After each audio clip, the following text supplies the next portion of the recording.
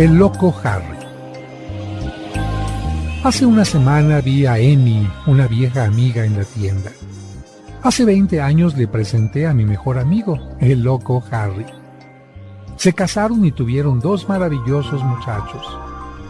Harry fue el caballero de honor en mi boda. Le conozco desde que tenía 13 años y hasta que me casé, pasamos mucho tiempo juntos. Harry y yo éramos muy diferentes, pero éramos los mejores amigos. Teníamos gustos similares y ambos éramos gente de acción. Ambos éramos adictos al trabajo.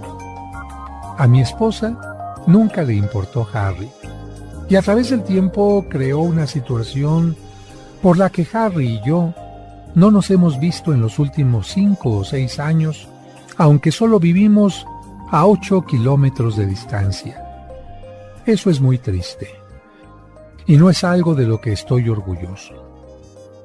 Al conversar con Amy le pregunté cómo le iba a Harry. Su rostro se entristeció y supe que algo estaba mal. Ella me dijo que Harry había muerto.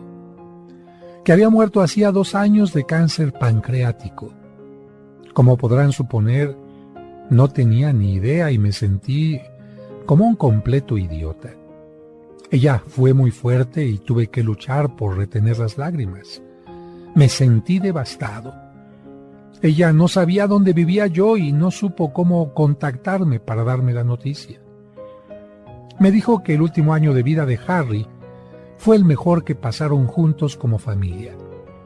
Harry no podía trabajar, así que dormía entre 18 y 20 horas al día. Cuando estaba despierto, estaba presente un 100% invirtiendo tiempo de calidad con su familia. En ese último año, Amy dijo que él realmente llegó a conocer a sus hijos por vez primera. Como podrán suponer, aprendí mucho ese día. Por eso a continuación les comparto algunos de los pensamientos que me llegaron y que espero puedan aplicar a su vida. Primero, la vida es demasiado corta. Vivamos al máximo cada día. No nos preocupemos por las pequeñeces. Y es que la mayor parte de las cosas por lo que lo hacemos son pequeñeces. 2. Valoremos lo que tenemos. Harry y Amy eran una gran pareja con 2 hijos maravillosos. Él invirtió la mayor parte de su tiempo acumulando riqueza, superándose, y menos tiempo en las cosas más importantes, la familia y los amigos. 3. Nunca abandonemos a nuestros amigos. Tal vez nunca volvamos a verlos. 4. Nunca podremos gastar demasiado tiempo con nuestros hijos. 5. Un cónyuge que es un amigo y compañero del alma es la decisión más importante de nuestra vida. Escojamos bien, valoremos y respetemos a esa persona con todo el corazón. 6. Cuidemos nuestra salud. Nunca sabemos cuándo el cuerpo nos dirá que tuvo suficiente. 7. El tiempo es nuestro bien más valioso. Cómo lo invertimos es asunto nuestro. Es más valioso que todo el dinero del mundo. No podemos controlar el tiempo. Es la única cosa que todos compartimos en igualdad. La manera como invertimos el tiempo es lo que hace la diferencia en nuestras vidas. 8.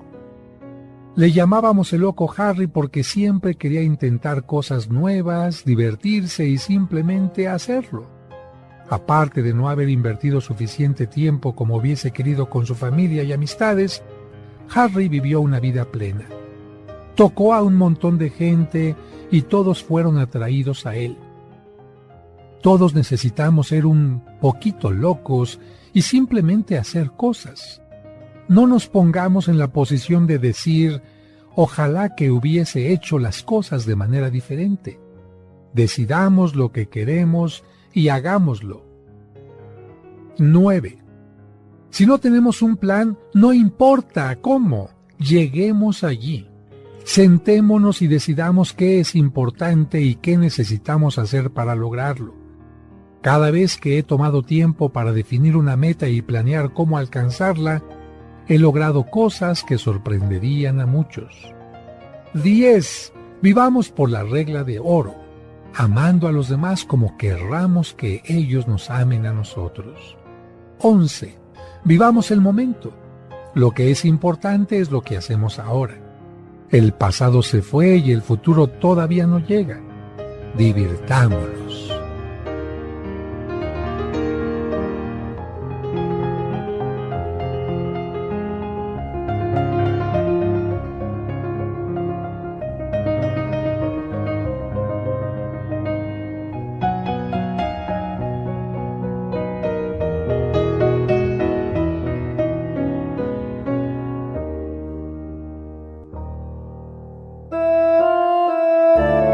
Ella es la mujer más importante de nuestra fe católica. Dios te salve María, Virgen sin mancha. Ella es la Virgen María.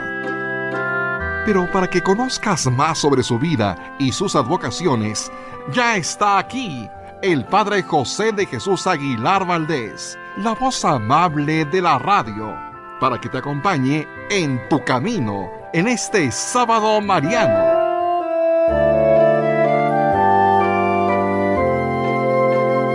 Dios te salve María, Virgen sin mancha, llena eres de gracia y Dios está en ti. 8 de septiembre se celebra la fiesta de la Natividad de la Santísima Virgen María. Por eso te vamos a hablar sobre la infancia de la Virgen. ¿Dónde nació? ¿Quiénes fueron sus padres? ¿Cuándo fue presentada al templo? Esto y muchas cosas más en este sábado mariano de En tu Camino. Venid y vamos todos con flores a por... ¿Qué tal, amigos? Muy buenas tardes. Gracias, amigos, amigas, por estar escuchando esta estación de Radio Fórmula con una gran cantidad de información que puede ayudarte a cuestiones de tu cuerpo, pero también de tu mente y de tu espíritu. Hoy, como todos los sábados, hablamos de una mujer que puede ser un ejemplo de mujer para tantas personas y, por supuesto, un ejemplo que no solamente ayuda a las personas de sexo femenino, sino también a cualquier edad y a cualquier sexo. Estamos hablando de la Virgen María y tratamos de hablar aquí con un equilibrio adecuado, porque lamentablemente hay personas que ponen a la Virgen María por encima de Dios casi. Parecería que ella conoce más cosas que el mismo Dios, parecería que ella conoce la fecha del fin del mundo, parecería que ella es la única que tiene más clemencia sobre el ser humano porque Dios está enojadísimo, y esto no es correcto. No es correcto colocarla en un lugar que no le pertenece, pero tampoco es correcto colocarla como una mujer común y corriente que no tenía ninguna cosa en especial en cuanto a la fe, en cuanto al ejemplo, en cuanto a su trabajo de cada día. Tenemos que decir que la Virgen María, como la señala el ángel, es la bendita entre las mujeres. ¿Por qué se dedica el sábado a la Virgen María? Te voy a explicar muy sencillamente. A la Virgen María siempre se le pone como la que precede a Jesucristo, por eso en la poesía se le llama estrella de la mañana. ¿Qué anuncia la estrella de la mañana? Que ya va a salir el sol. Los que son expertos en estrellas o los marinos saben que cuando aparece esa estrella en el horizonte significa estamos a punto de ver el sol. Por eso María, estrella de la mañana, Cristo, sol de justicia. Y en el caso de Jesucristo, ¿qué día resucita Jesucristo? Evidentemente, Jesucristo resucita un día domingo y por lo tanto a María se le dedica un día anterior. Por eso en muchas iglesias todos los sábados son sábados marianos e incluso el sacerdote puede vestir un ornamento de color azul para recordar este acercamiento a María, que no es nuestra meta, te lo recuerdo, que no es nuestro ideal.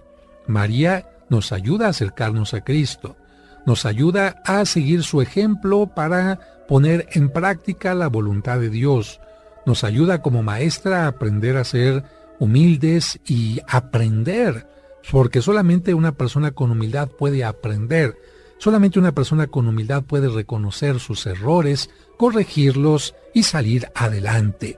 Y María, por supuesto, también nos enseña a estar siempre dispuestos a ayudar, así como lo hizo en las bodas de Caná, e inmediatamente cuando se dio cuenta que había una necesidad, acude con Cristo para pedir su ayuda. Así lo hace también cuando nosotros le invocamos, cuando le pedimos su ayuda como madre, como amiga, como maestra. Así que hoy vamos a hablar sobre la infancia de la Virgen María.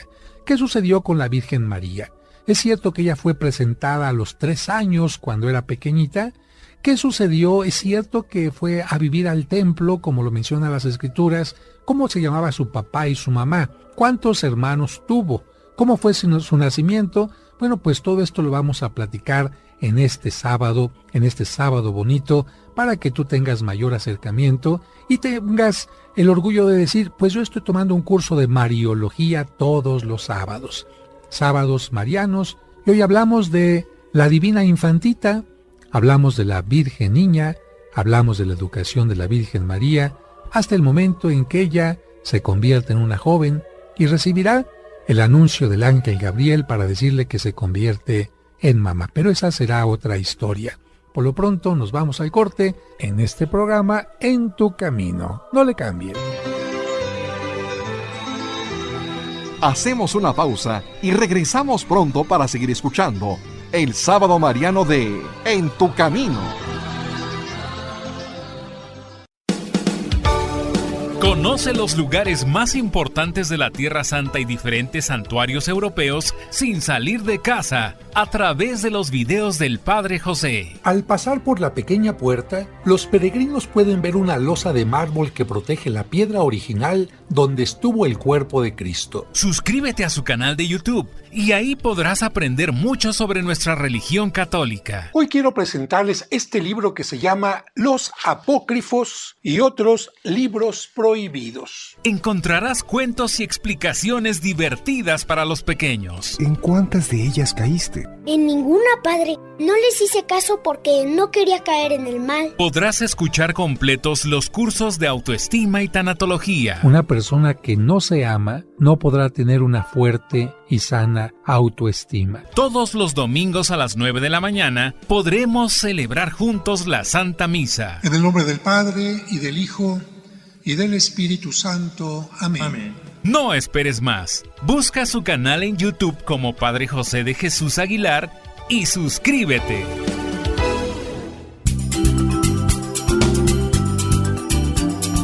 Estás escuchando En tu Camino. En tu Camino. Con el Padre José de Jesús Aguilar Valdés. La voz amable de la radio.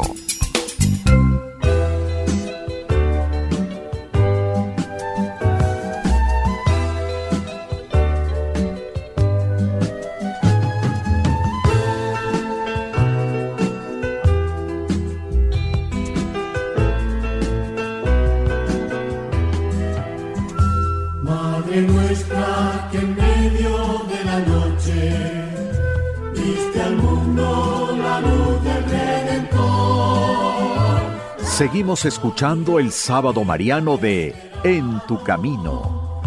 Que andamos como ovejas sin pastor. Gracias por continuar con nosotros y vamos a comenzar pues con el tema. La Biblia, los Evangelios, están centrados en la figura de Jesucristo. Esto te tiene que quedar muy claro. Y más que en su figura, en su predicación. Por eso es que la Biblia no nos dice qué estatura tenía Cristo, el color de su cabello, qué es lo que comía. No nos dice estos pormenores. ¿Por qué? Porque el Evangelio significa buena noticia. Y buena noticia significa la palabra de Jesucristo, lo más importante, lo que no te puedes perder para poder tener la salvación. De tal manera que la Biblia no habla de pormenores. Así que si de Jesucristo nos dice solamente lo elemental, imagínate acerca de la Virgen María o de los apóstoles. Quizás por curiosidad quisieras saber más, pero no necesitas más que lo que menciona el Evangelio para poder ser una persona distinta, para creer y para salvarte. Entonces, ¿de dónde podemos sacar nosotros información para conocer más acerca de Jesucristo, de la Virgen María, de los apóstoles? Bueno, pues de otros elementos que se conocen como fuentes. Por ejemplo, un elemento para conocer más sobre la Biblia es la arqueología. La arqueología permite que los investigadores, los que se dedican a esto, lleguen a los lugares y empiezan a levantar poco a poquito la tierra y descubran qué había en Jerusalén en tiempos de Cristo, qué había en Jerusalén en tiempos de la Virgen, qué había en Cafarnaúm junto al lago. Y gracias a estos especialistas podemos saber dónde Cristo celebró la última cena. La Biblia no lo dice, pero la arqueología sí. La Biblia no nos dice las coordenadas de dónde vivía la Virgen María, pero la arqueología ha descubierto la casa de la Virgen María. La Biblia no nos dice dónde estaba el palacio de Poncio Pilato, pero la arqueología ha descubierto el pretorio, el lugar del Calvario y muchas otras cosas más. Así que ahí tenemos un elemento que es la arqueología. Otro elemento importante pueden ser los textos que no son bíblicos. Y es que hay escritores como Flavio Josefo, que era un judío, o bien otros escritores que no tenían nada que ver con el cristianismo, que mencionan a Jesucristo y que mencionan algo sobre los seguidores de Jesucristo, y esto para nosotros es sumamente importante. Nosotros no somos como aquellos grupos que únicamente leen la Biblia y dicen que con eso conocen a Dios. No, nosotros leemos la Biblia y la enriquecemos en nuestro estudio acerca de estos y muchos otros elementos. Y también hay algo que se llama la tradición. Y la tradición en el buen sentido, porque la palabra tradere, de tradición, significa heredar a otros lo bonito, lo bueno, lo importante. Así como la abuelita le deja a la hija la receta de las papitas especiales en adobo, no se las dice a nadie, solamente le pasa a ella la receta. Y fíjate, ni siquiera se lo da por escrito, se lo da hablado de generación en generación. A lo mejor a ti nadie te ha dado un escrito donde te digan cómo era tu abuelo o tu bisabuelo o cómo se conocieron tus papás. ¿Cómo te enteraste tú de eso? Porque te lo pasaron por lengua, por palabra. A eso se le llama tradición. Hay muchas cosas que al principio no se quedaron escritas y después, poco a poquito, empezaron a escribirse, como esta receta de las papas que te dejó tu bisabuela. Al principio la hacías nada más y después, para que no se te olvidara, muchos años después la escribiste. Por eso es primero la tradición y después la escritura. Así que, gracias a la tradición y a muchos escritores de tiempo antiguo, podemos saber algo sobre la Virgen María. Lo que sabemos, y seguramente tú lo sabes primero, es que Joaquín, su papá, era un sacerdote del templo judío. Su mamá se llamaba Ana y los dos eran personas que lamentablemente eran ya un tanto mayores, en aquel tiempo mayores, pues significarían unos 40 años, especialmente para la mujer, y en ese momento se suponía que la mujer ya no podía tener hijos, ¿no? Así que Joaquín y Ana ya no podían tener hijos y lamentablemente pues pensaban que esta iba a ser su historia. Hasta que afortunadamente el ángel Gabriel le anuncia a él y a ella que van a poder tener una hija que está de alguna manera llena de la gracia del Señor y que va a tener una misión especial. Así es como nace la Virgen María, y desde pequeña los papás deciden consagrarla a Dios. ¿Cómo se consagraba a las mujeres a Dios? Pues en una forma muy sencilla y una forma un tanto discriminatoria y un tanto triste. Y te voy a explicar por qué. Porque los judíos pensaban que una mujer no podía tener todos los derechos del hombre. Por ejemplo, las mujeres no podían rezarle a Dios como lo hacían los hombres. Las mujeres no podían entrar al templo si tenían alguna mancha de sangre, si quedaban manchadas de alguna manera por la sangre, de tal manera que, imagínate, una mujer quedaba manchada simple y sencillamente por la menstruación. De tal manera que, ¿qué le pasa a una mujer que se mancha con sangre según los judíos en aquel tiempo?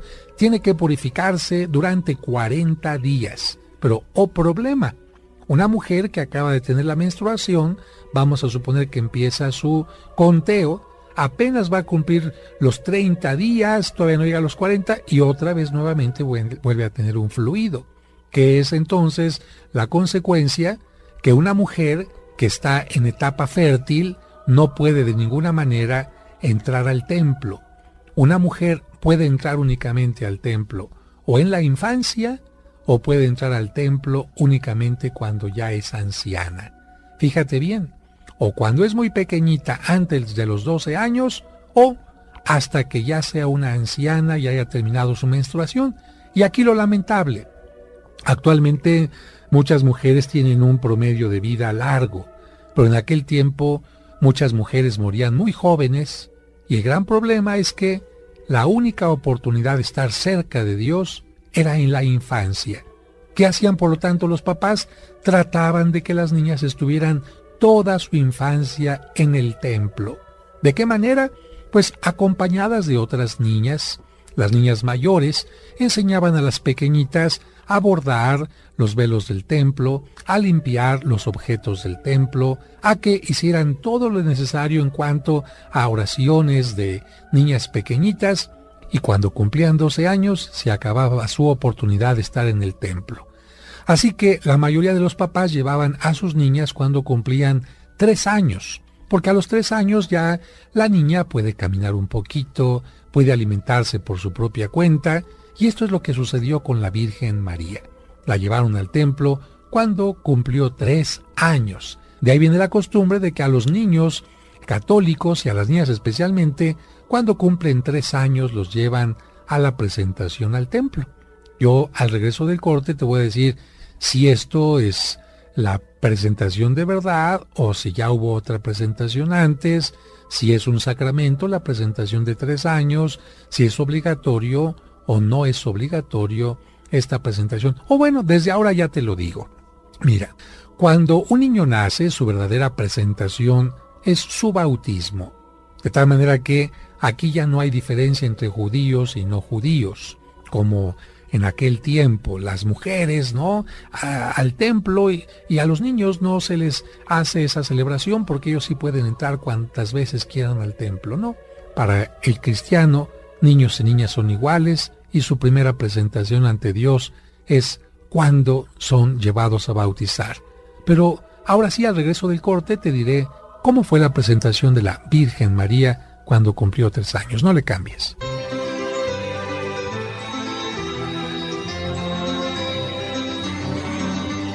Hacemos una pausa y regresamos pronto para seguir escuchando el Sábado Mariano de En tu Camino.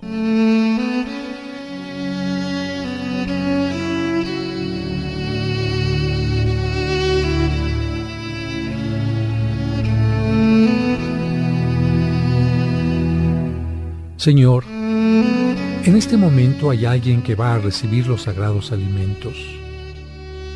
Ayúdale a sentirse bendecido porque tiene pan en su mesa y salud para poderlo digerir.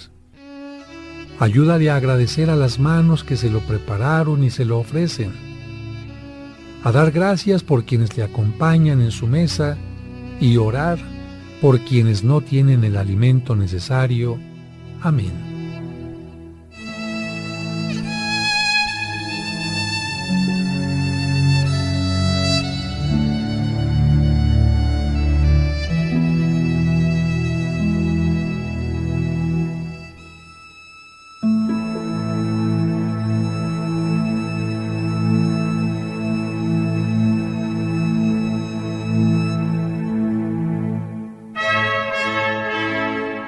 Termina el Año Santo en la parroquia de los santos Cosme y Damián. Te recordamos que la Puerta Santa se cerrará el jueves 26 de septiembre en la misa de las 6 de la tarde. Ojalá que, si no has venido aquí a la parroquia, pues puedas darte una vuelta. Recuerda que los horarios de las misas entre semanas son 8 de la mañana, 12 del mediodía y 6 de la tarde. Y los domingos, 9 de la mañana, 12 del mediodía, 1:30 y 6 de la tarde. Las misas generalmente de los domingos las celebro yo a las 9 y a la 1:30 de la tarde. Recuerden que hay confesiones de lunes a viernes a las 11 de la mañana y a las 5 de la tarde. Visita la parroquia de los Santos Cosme y Damián, que está ubicada en Serapio Rendón 5, Colonia San Rafael, a 2 calles del Metro San Cosme y a 3 calles del Metrobús Revolución. Y no pierdas la oportunidad de obtener la indulgencia plenaria al cumplir los requisitos ordenados.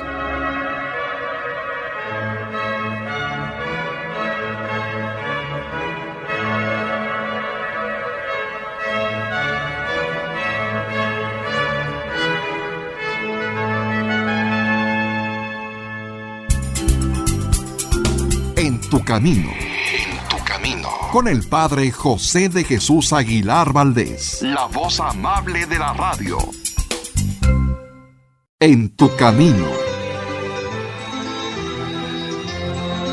Seguimos escuchando el Sábado Mariano de En tu camino.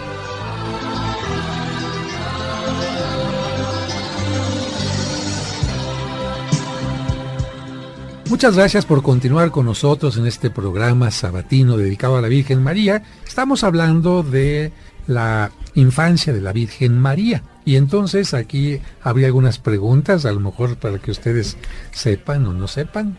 Ya hablamos en la primera parte. A ver, ¿cómo se llamaron los papás de la Virgen María? Los papás de la Virgen María se llamaban Joaquín y Ana. Muy bien, ¿y sus hermanas? Sus hermanas, eso sí no sé, padre. Bueno, pues no tuvieron hermanas, no tuvo la Virgen María hermanas, así que... Por eso le digo, no sé cómo se llaman porque no tenía. Muy bien, ¿tú te acuerdas en qué lugar vivían los papás de la Virgen María y dónde pasó la infancia la Virgen María? No, padre, me daría mucho gusto si usted me puede comentar. No, es muy fácil, se empieza con N. En Nazaret. Efectivamente. De hecho, San José había nacido en Belén. Por eso nos dice la Biblia que cuando hay que registrarse, hacer el censo, José tiene que ir a su lugar de nacimiento. Pero la Virgen vivía en Nazaret y José se había ido a vivir a Nazaret juntamente con la Virgen María. Ahí creció el niño Jesús, ahí estuvo el taller de Jesucristo y por eso a María se le conoce como María de Nazaret. Y estábamos diciendo antes de irnos al corte que la Biblia menciona que a las niñas judías se les tiene que presentar al templo a los 40 días los niños, después del nacimiento, y a los 80 días, ¿verdad?, las niñas, porque se consideraba que si una persona tenía un hijo dentro del mundo judío, era una especie de bendición, y el tener una hija, una especie de, no maldición, pero sí media bendición. Así que a las niñas se les discriminaba. Pero cuando cumplían 3 años, entonces los judíos acostumbraban llevar a las niñas únicamente a la presentación del templo. ¿Y tú sabes dónde se puede encontrar esta información? ¿Alguna vez has leído? No, solo la información que de pronto se transmite por sacerdotes como usted o por los medios informativos de la iglesia, pero no he leído otro medio que tenga la información tal cual. Bueno, fíjate que la información es, como hemos dicho al principio, se viene de tradición en tradición, se va pasando de generación en generación. Sin embargo, una parte de la tradición quedó en un libro, que es un evangelio que se llama el Protoevangelio de Santiago. Este no es un libro que está en la Biblia, es un libro que se escribió en el siglo II después de Cristo y que toma la tradición. Y este libro cuenta algo muy interesante. No podemos considerarlo totalmente cierto, pero parte de la tradición está en él. Menciona que cuando los papás ven que la niña ya está más o menos sueltita para caminar y que ya no tiene miedo, la llevan al templo con la idea de, si la niña llora, nos la traemos de regreso. Y si no llora, pues ya la dejamos ella acompañada de las otras niñas que viven en el templo. Así que llegan al templo y cuando la niña ve el templo, lo que hace es subirse corriendo las escaleritas del templo, llegar a la parte más alta, levantar sus manitas y se pone a bailar y ya ni voltea a ver a los papás. De tal manera que los papás dicen, pues ya, aquí se quedan, ¿no? Y yo creo que hay niños así. No sé si te ha tocado ir alguna vez más que un kinder, una maternal donde los niños ven a la escuela, ven la maestra y se quieren quedar ahí a la primera, ¿no? O cualquier juguete cercano que exista ahí, luego van y ya, los papás se olvidaron. Ya la mamá llorando. La mamá llorando y los niños felices ahí en la escuelita, en el salón de clases.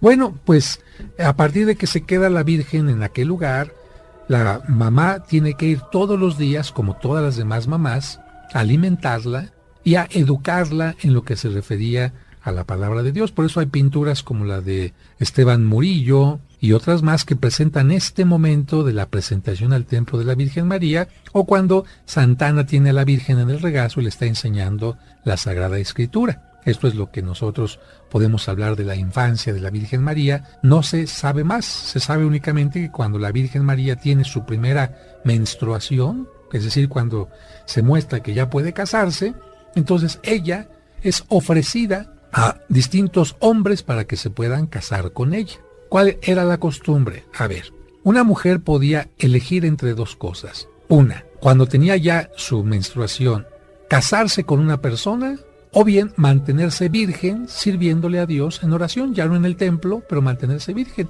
Y esto lo podían hacer muchas mujeres. Muchas mujeres decían, yo no me quiero casar, yo quiero mantenerme en oración. Pero aquí el gran problema es que una mujer soltera virgen podía ser fácilmente pues engañada o mancillada. Entonces lo que se hacía era, ok, te vas a mantener virgen, pero simbólicamente te vas a casar con un hombre para que ese hombre te dé un apellido y los demás te respeten. Y así era la costumbre.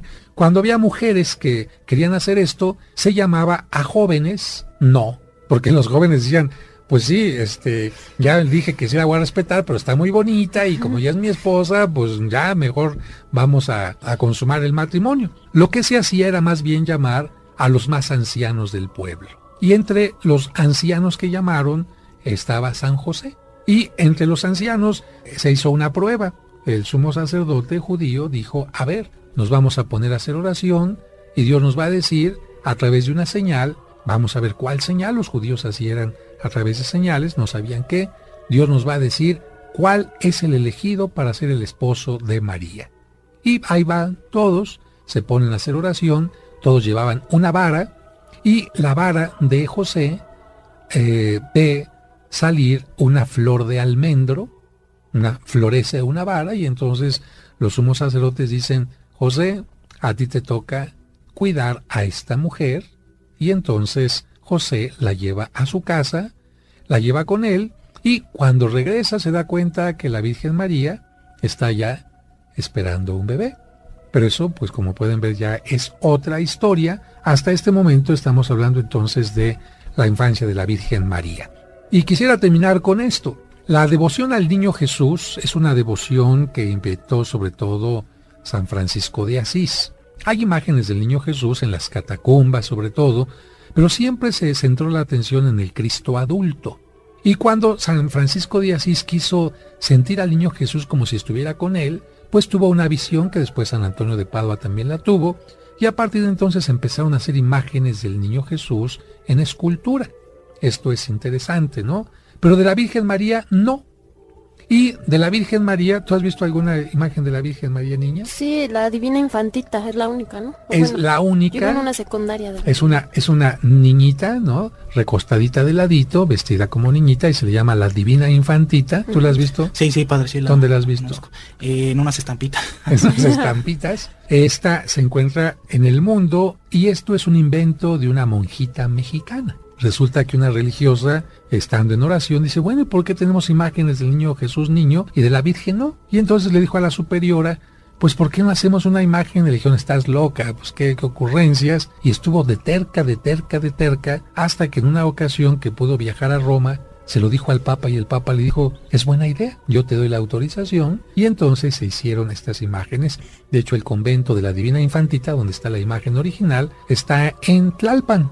Y la gente puede visitar este lugar, que además hacen unas galletas muy ricas y un rompope muy sabroso. Y esa es la historia de la Divina Infantita. ¿Cómo ven? Pues siempre bien interesante, padre. La verdad es que muy, muy interesante, porque luego son cosas que tenemos tan a la mano, tan cercanas, pero no sabemos cómo surgen.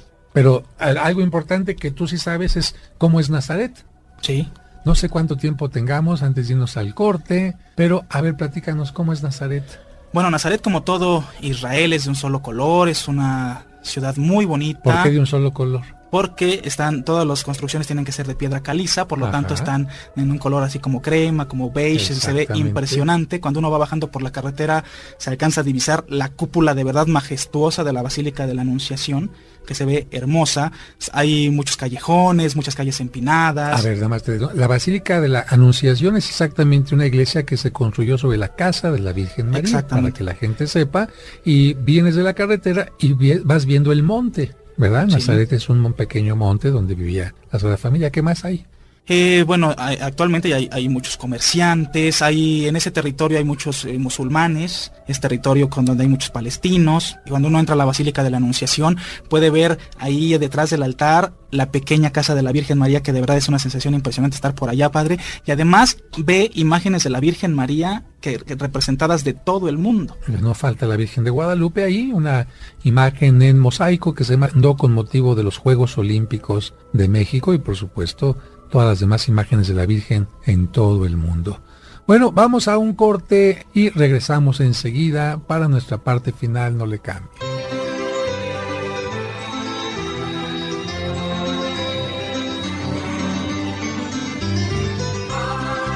Hacemos una pausa y regresamos pronto para seguir escuchando el Sábado Mariano de En tu Camino. Él también se ha visto beneficiado con Mimex. El año pasado caí en cama más o menos 4 meses, 5 meses, con dolores bastante fuertes en las piernas, en todo el cuerpo, por problemas de la neuropatía periférica. Y ya me tenía que bañar, me tenía que dar de comer en la boca porque ya no podía ni levantar la cuchara. Mi esposa me tenía que llevar a misa, o si me dan ganas de ir al parque me tiraban en la silla de ruedas. Y a partir de mediados de diciembre del año pasado empecé a tomar el Mimex. Empecé a sentir que teníamos fuerzas en los brazos, en las piernas, empecé a caminar y ahorita pues ya gracias a Dios me valgo yo por mí mismo. No te confundas, Mimex no es un medicamento y mucho menos un producto milagro. Mimex es un alimento funcional nutracéutico derivado del agave que le brindará grandes beneficios a tu organismo y te ayudará junto con tus tratamientos médicos a superar tus problemas de salud. Para mayores informes sobre costos y envíos en los Estados Unidos, envía un correo a padrejosedejesus@hotmail.com.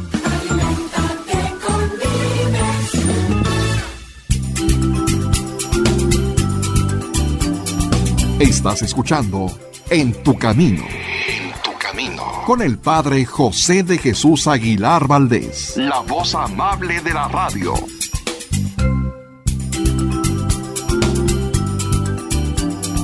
Estás escuchando En tu Camino. Con el Padre José de Jesús Aguilar Valdés, la voz amable de la radio.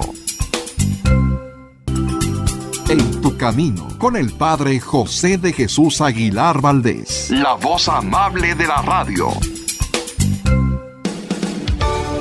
Conoce los lugares más importantes de la Tierra Santa y diferentes santuarios europeos sin salir de casa a través de los videos del Padre José. Ahora bajaremos por el inclinado camino que utilizó Cristo el Domingo de Ramos para entrar a Jerusalén. Suscríbete a su canal de YouTube y ahí podrás aprender mucho sobre nuestra religión católica. El día de hoy tenemos un tema bastante interesante y es el tema de la excomunión. Encontrarás cuentos y explicaciones divertidas para los pequeños. ¿Tengo que ir a la misa de la noche y también a la del día siguiente? No, gatito, es suficiente con que vayas. Podrás escuchar completos los cursos de autoestima y tanatología. La tanatología no te va a quitar el dolor inmediatamente, pero sí te va a ayudar a superarlo. Además, todos los domingos a las 9 de la mañana podremos celebrar juntos la Santa Misa. Oren, hermanos, para que este sacrificio mío y de ustedes sea agradable a Dios nuestro Padre Todopoderoso. No esperes más. Busca su canal en YouTube como Padre José de Jesús Aguilar y suscríbete. En tu Camino. Con el Padre José de Jesús Aguilar Valdés, la voz amable de la radio. En tu Camino, un programa para encontrar la meta.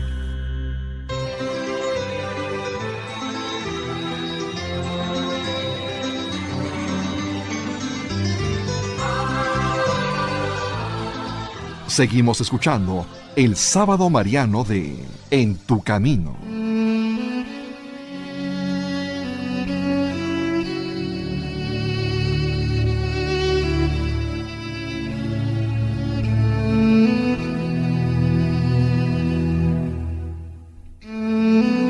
Dios te salve, Reina y Madre de misericordia, vida, dulzura y esperanza nuestra.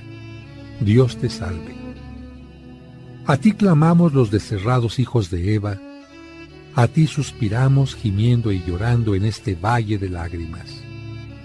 Ea, pues, Señora, abogada nuestra, vuelve a nosotros tus ojos misericordiosos, y después de este destierro, muéstranos a Jesús, fruto bendito de tu vientre. Oh clemente, oh piadosa, oh dulce Virgen María, ruega por nosotros, Santa Madre de Dios, para que seamos dignos de alcanzar las promesas de nuestro Señor Jesucristo. Amén. Muchas gracias por continuar con nosotros. Entonces, Nazaret, a ver, David, y le pregunto a David porque, pues como él tiene su grupo de viajes que viaja a Tierra Santa, ¿a qué distancia está Nazaret de Belén? Más o menos, ¿cuántos recorridos hizo la Virgen María embarazada? Ahora lo hacemos en autobús en las peregrinaciones, padre, pero imagínense en ese tiempo tuvieron que recorrer más de 150 kilómetros. Efectivamente. Ya de Belén a Jerusalén son 8 o 9 kilómetros. Pero la ventaja de hoy es que uno en 8 días recorre todo Tierra Santa, los lugares donde estuvo Cristo, cuando antes quizás esos 8 días servían apenas para viajar de un lugar a otro, ¿no? Sí, eran distancias realmente impresionantes y yo sí me pregunto, bueno, ¿cómo es que le hacían para soportar? Porque además las condiciones del clima son bastante extremas por allá. Y la gente caminaba mucho. Cuando fueron a Caná, que está muy cerca, la boda donde Cristo convirtió el agua en vino, pues caminaron. Y cuando iban a comprar al mercado de pescado, cerca del lago, la comida, pues caminaban y caminaban y caminaban. Y en el camino olía ¿a qué?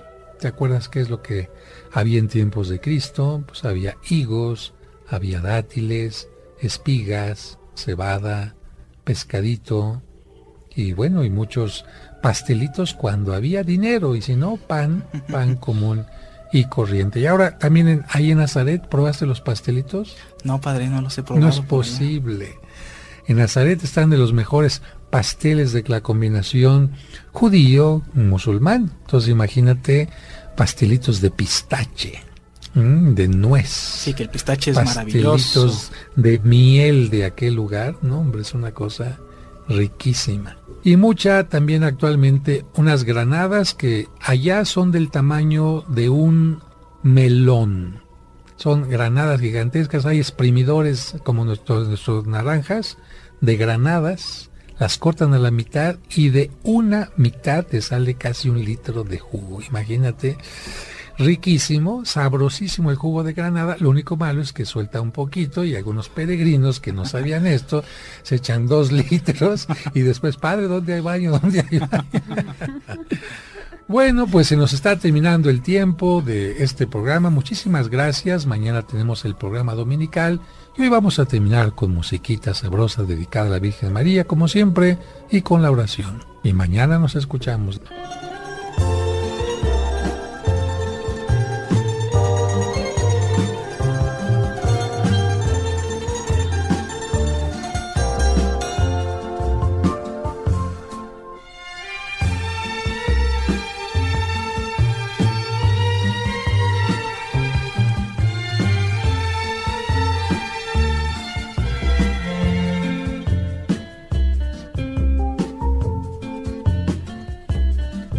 Cantemos al Señor un canto nuevo, un canto a la mujer, porque ella es el pilar de nuestra historia, la roca de la fe.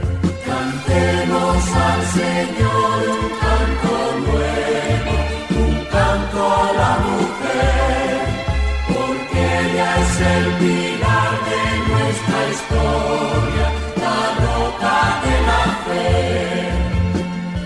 Una mujer hiciste que sirviera para ahuyentar las sombras de la noche. Una mujer nos trajo luz al mundo Dios bajó a ver a los hombres. Cantemos al Señor un canto nuevo, un canto a la mujer, porque ella es el pilar de nuestra historia, la roca de la fe. Una mujer quisiste que quitara la espada de las manos del tirano. Por la mujer nos vino Jesucristo, que nos libró glorioso del pecado. Cantemos al Señor un canto nuevo, un canto a la mujer, porque ella es el pilar de nuestra historia, la roca de la fe. Es la mujer, María siempre virgen, mujer fuerte, probada en los dolores.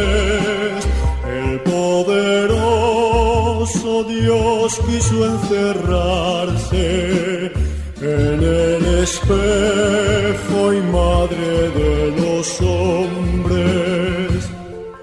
Cantemos al Señor un canto nuevo, un canto a la mujer, porque ella es el pilar de nuestra historia, la roca de la fe.